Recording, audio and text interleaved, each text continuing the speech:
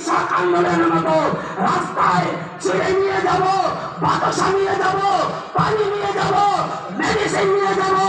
আমাদের আন্দোলন এই প্রত্যাহার না হওয়া আগ পর্যন্ত চলছে, চলবে, চলছে, চলবে, চলবে, চলছে, চলবে। এক হও, এক হও, এক হও। এক হও। জনগণকে তুমি তোর হাতো, তারা কানুন বাতিল করো, বাতিল করো, কানুন বাতিল করো, বাতিল করো। আমি হিন্দু হতে চাই না, আমি মুসলিম হতে চাই না, আমি খ্রিস্টান হতে চাই না, ভারতীয় নাগরিক হতে চাই।